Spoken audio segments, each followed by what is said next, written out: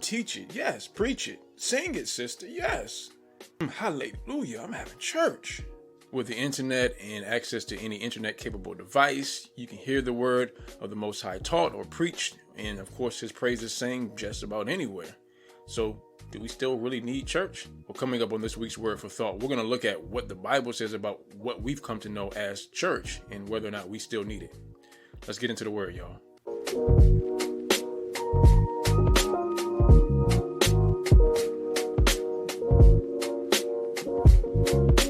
Hey, what's going on? This is Solomon here at Word Made Fresh. If you're new, please consider subscribing. If you're looking to join a community of believers who are sharpening one another, encouraging one another, and simply giving some practical help from the Word so that we can actually live out our faith. And for our current community, we want to say thank you so much for tuning in once again. And without further ado, let's get right into it, y'all. So let's start off with a passage of scripture, which is Hebrews 10:25. And it reads this: "Let us not forsake the assembling of ourselves together, as is the manner of some, but let us exhort one another, especially as you see the day approaching." Now we have to understand that Hebrews was written to, Hebrews who were dispersed abroad throughout the world, and that dispersion was really a result of persecution that had taken place. Because back in that time, being a believer and a disciple of Yahushua came with a price tag, and that price tag was often the lives of those believers. And so the Hebrews of that time, they were really, at a tough place where they were deciding, do we go back to Judaism where it's safe and we don't have to worry about oppression and persecution? Or do we move forward in this new way, which is faith in Yahushua as the only Messiah? And so that's why in the very next chapter, in chapter number 11, the writer goes through what we call the Hall of Faith.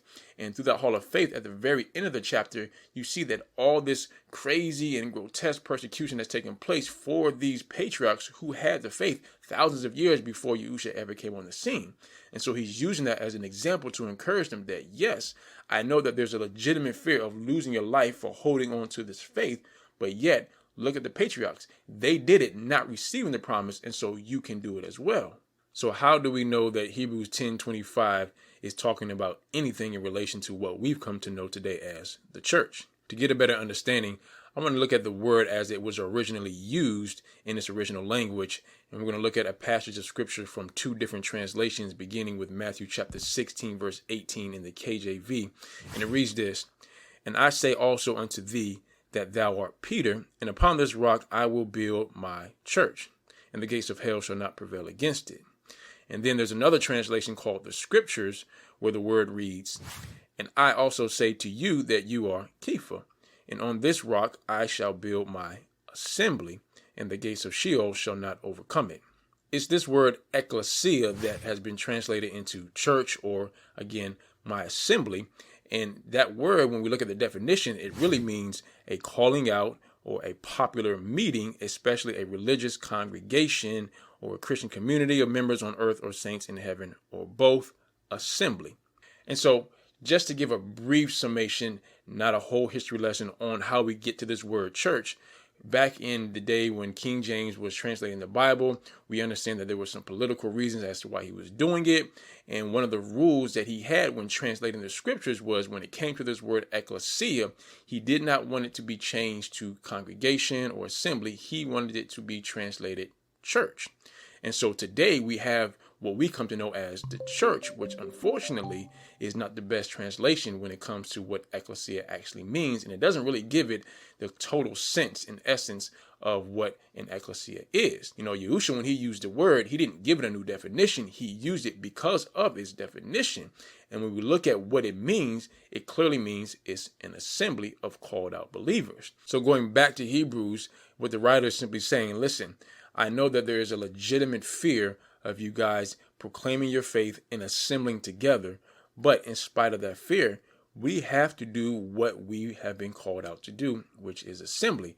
Because the reality is, how much of an assembly can you really be if you're not assembling? And furthermore, he's saying, as you see the day approaching, meaning as you see the day of Yahushua's return getting closer and closer, the remedy and the prescription for the days in which are going to take place, and all the persecution that's going to take place in those days, and all the hardships that's going to take place in those days, what we ought to be doing to combat that is not to disperse and assemble less. No, the remedy by the inspiration of the Holy Spirit is to assemble more. And I'm not making light of our world's current climate and situation. I get it. And for some folks, they're providentially hindered for assembling. But for the rest of us, we have to look at what the scripture says, because a change of circumstances doesn't change what our standing responsibility as an assembly and as disciples of Yahusha is. And it's simply, when we see the day approaching, we have to assemble more. So the question is, do you see the day approaching? And for some, they can't even assemble because their assemblies have closed down, or perhaps the Spirit is leading them to go somewhere else because of all that's going on, and they just haven't found a place because it's so difficult, once again, because of everything that's going on. I get that. But there's one thing for sure, is that there's a certain dynamic that is created within the assembly that cannot be replicated online, and it can't be replicated anywhere else. So make sure that you subscribe and tune into next week's videos and the following videos, because we're going to talk about, what are the results and what are some specific reasons that the word gives us as to why we ought to assemble, and some certain things to look for when you're wanting to join an assembly. Hey believers, that's it. And listen, I simply want to encourage us all, in spite of the fear like they had back in the day, they were still encouraged to assemble. And yes, we understand that for some there's some legit fear, but the word of God is clear.